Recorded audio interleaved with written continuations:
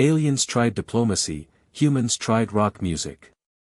The Galactic Council was ancient, older than Earth's first civilizations. It had mediated disputes over star systems, negotiated peace between empires that spanned 1,000 light-years, and set down laws that even the most warlike species dared not break. Its chambers were places of solemnity, order, and deep tradition. And then the humans arrived. Earth had been invited, reluctantly, as a probationary member. Other civilizations had feared what humanity might do if left unchecked. The Council imagined human diplomacy would be rough, clumsy, perhaps a little primitive. But no one expected music. The summit hall glittered with crystal walls and silken banners. Delegates from 100 species gathered in tiered rows, their robes and ceremonial frills rustling in hushed expectation. The council chair, a crystalline being who spoke in measured tones, rose and announced, "We welcome the representatives of Sol 3. May their words be wise, and may their intentions be peaceful." All eyes turned toward the human delegation. Instead of scrolls, datapads, or formal attire, the humans wheeled in large black boxes with metal grills. Cables snaked across the floor. One man lugged a strange wooden object slung across his chest, while another dragged a stack of drums. A third wore dark glasses indoors and grinned like he had a secret. The translator drones clicked nervously. Whispers rippled through the chamber. "Are those weapons?" hissed a delegate from the Vrish clutch. "They hum with power," said a Key-Tor, its crystalline body vibrating in alarm.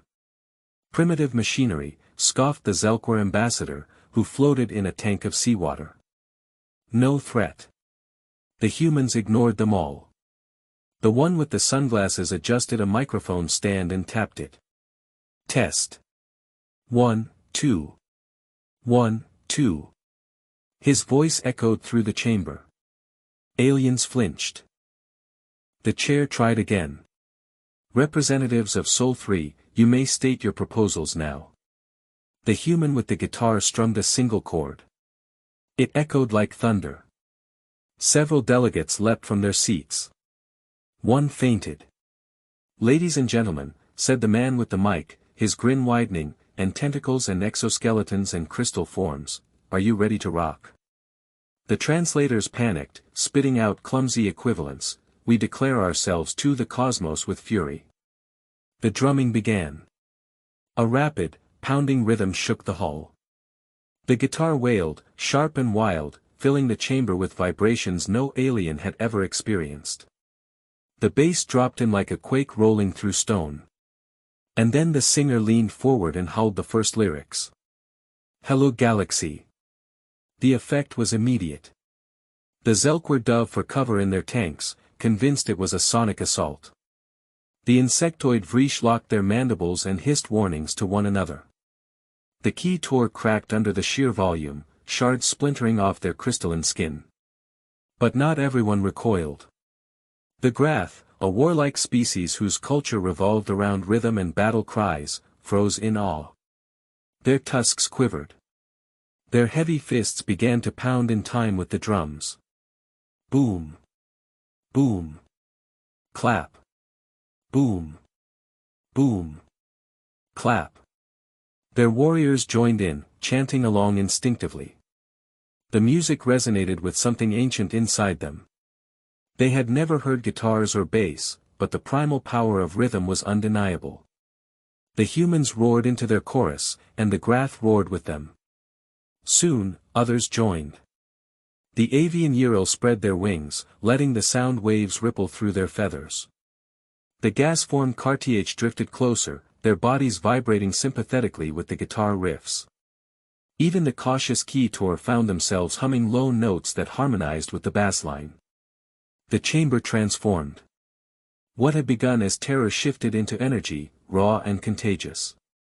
Delegates stood, stomped, clapped, clicked, and howled. The chair of the council pounded the gavel. "Order. This is highly irregular," but the words were drowned in the chorus of 1,000 alien voices singing along despite not knowing the language. The translator drones sputtered. They couldn't keep up. Lyrics came out as nonsense, but the meaning was clear without words. The music carried its own language, one every species could feel in their bones, or whatever organs they had that counted as bones. The humans tore through the song, riding the chaos like surfers on a tidal wave. The guitarist launched into a blistering solo, fingers flying, each note screaming like a laser blast. The aliens shrieked, not in fear but in awe. The Vriesh clicked wildly, assuming this display of sonic dominance was a demand for respect. The Grath head-banged, tusks clattering in approval. By the end of the performance, the council hall was unrecognizable. Papers and datapads littered the floor. Delegates leaned on one another, exhausted, exhilarated, their formal garments askew. The applause was thunderous, though half the species present had no hands. Tentacles slapped marble. Claws clattered. Wings beat the air. The humans bowed deeply. The singer leaned into the microphone again and panted, "Thank you." That was called rock and roll. Silence hung for a heartbeat. Then the Grath chieftain bellowed, "Rock and roll," and slammed his fists together so hard the floor cracked. The chamber erupted again. The chair of the council slumped in disbelief. What have you done?" The human shrugged. "We came to make friends." That very day, a treaty was signed. For the first time in centuries, rival empires agreed unanimously on something: more concerts. Earth's delegation had technically failed to present any formal proposals, but none of that mattered. They had given the galaxy something more powerful than law or language. They had given them rhythm. Within months, war fleets once poised for conflict began requesting band tours. Skirmishes along contested borders dwindled because troops on both sides were too busy blasting human rock. Diplomatic stalemates dissolved after joint concerts, where screaming lyrics and shredding solos replaced endless speeches. Earth bands skyrocketed to fame. Metallica was declared intergalactic peacekeepers. Queen's music was adopted as the anthem of 3 new alliances. And somewhere in Los Angeles, a group of garage band teenagers were recruited to perform in front of 1,000 alien dignitaries. Back home, world leaders scrambled to keep up. Music diplomacy became a formal department of the United Nations. Guitars were now classified as instruments of peace. Amplifier production was deemed a matter of planetary security. Not everything went smoothly. Some species misinterpreted mosh pits as combat rituals. The Yiril fainted when exposed to death metal. The Zelkwar tried to drink an amplifier, mistaking it for a sacred container. But none of these minor disasters outweighed the larger truth: humans had done the impossible. They had united the galaxy not through cunning words or careful treaties, but through noise so loud it melted translator drones. Years later, the chair of the council would reflect on that day with weary resignation. The solemnity of the chambers had never returned. The halls that once echoed with careful speeches now shook regularly with concerts.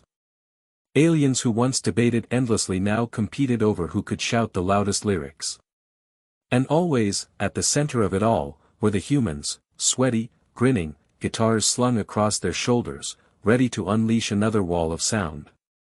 When asked why they had done it, the first human frontman only laughed. "We tried talking," he said, "but you guys didn't seem to get it. So we turned it up to 11. And the galaxy, somehow, understood."